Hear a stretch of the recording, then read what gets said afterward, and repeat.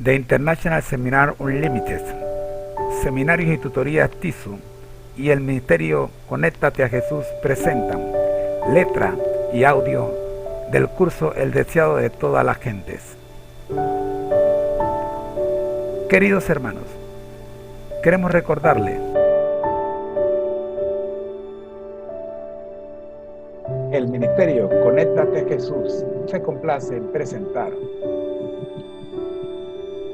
de la serie El Deseado de Todas las Gentes, el seminario,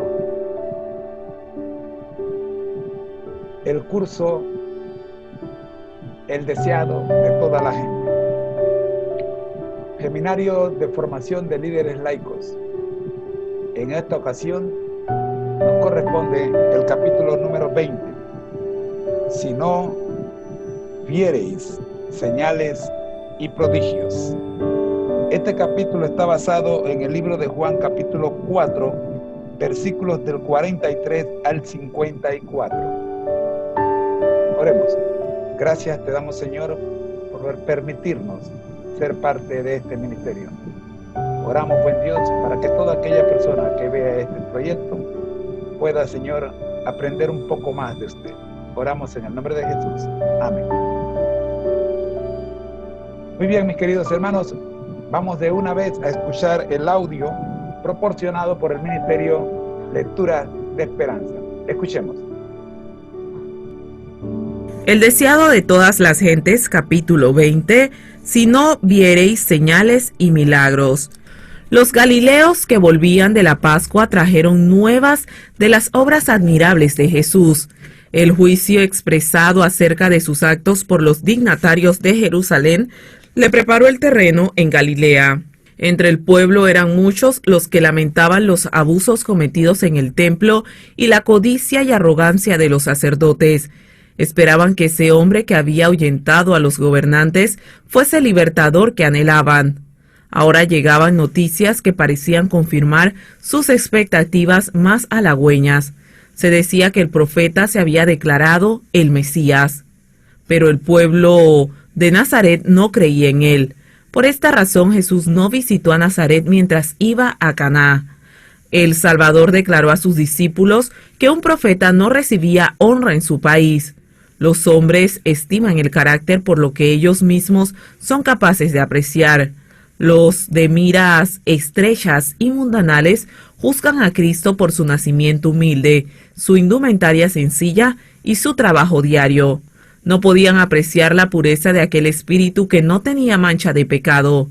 Las nuevas de regreso de Cristo a Caná no tardaron en cundir por toda Galilea, infundiendo esperanza a los dolientes y angustiados. En Capernaum la noticia atrajo la atención de un noble judío que era oficial del rey. Un hijo del oficial se hallaba quejado por una enfermedad que parecía incurable. Los médicos lo habían desahuciado, pero cuando el padre oyó hablar de Jesús, resolvió pedirle ayuda. El niño estaba muy grave y se temiese que no viviese hasta el regreso de su padre, pero el noble creyó que debía presentar su caso personalmente, con la esperanza de que las súplicas de un padre despertarían la simpatía del gran médico. Al llegar a Caná, encontró que una muchedumbre rodeaba a Jesús. Con un corazón ansioso se abrió paso hasta la presencia del Salvador. Su fe vaciló cuando vio tan solo un hombre vestido sencillamente, cubierto de polvo y cansado del viaje. Dudó de que esa persona pudiese hacer lo que había ido a pedirle. Sin embargo, logró entrevistarse con Jesús, le explicó por qué venía y le rogó al Salvador que le acompañase a su casa. Mas Jesús ya conocía su pesar.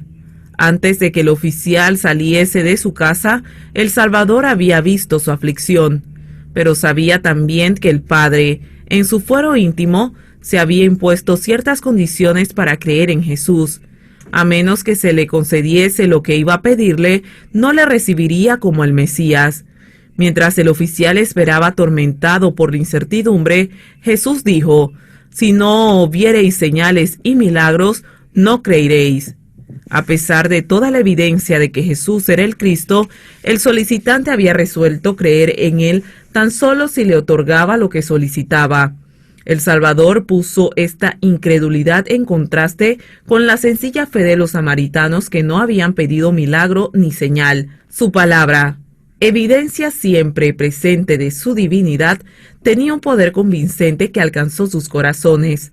Cristo se apenó de que su propio pueblo, al cual habían sido confiados los oráculos sagrados, no oyese la voz de Dios que le hablaba por su Hijo. Sin embargo, el noble tenía cierto grado de fe, pues había venido a pedir lo que parecía la más preciosa de todas las bendiciones. Jesús tenía un don mayor que otorgarle.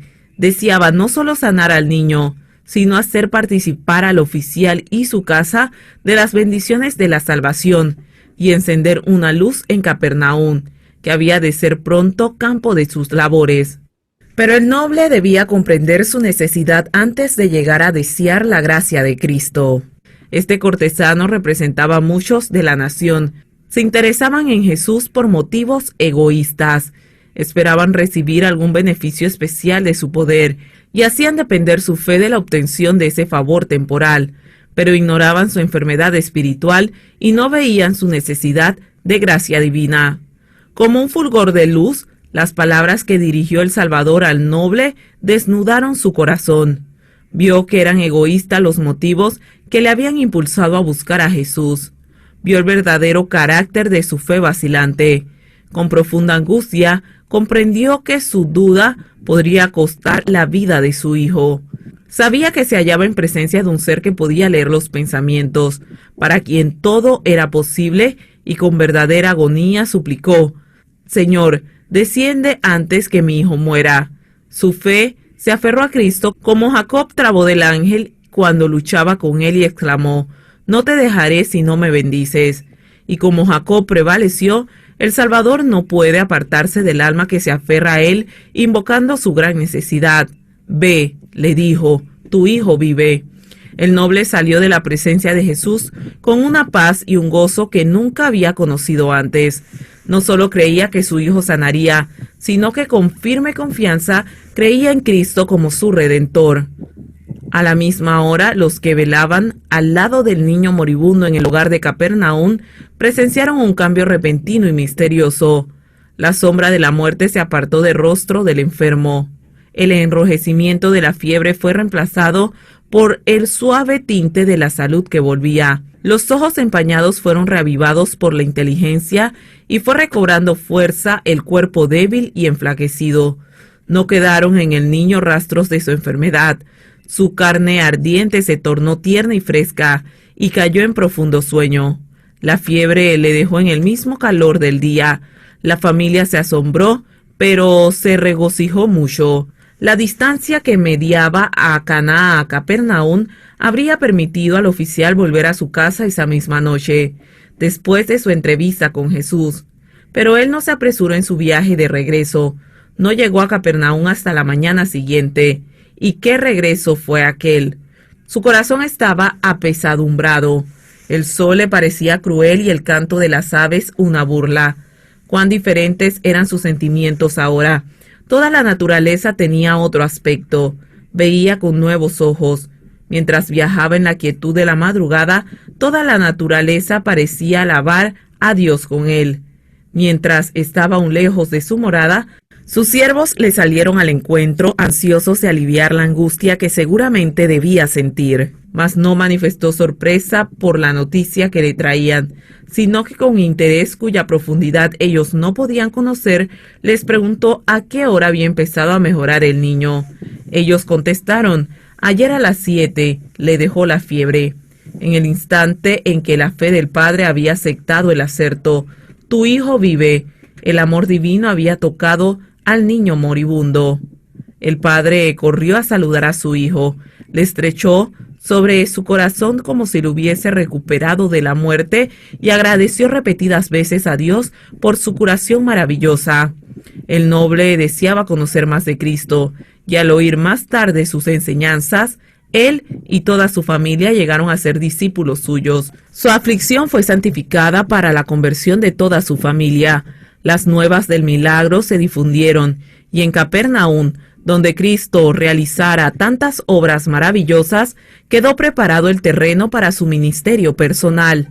El que bendijo al noble en Capernaum siente hoy tantos deseos de bendecirnos a nosotros, pero como el Padre afligido, somos con frecuencia inducidos a buscar a Jesús por el deseo de algún beneficio terrenal, y hacemos depender nuestra confianza en su amor de que nos sea otorgado el pedido.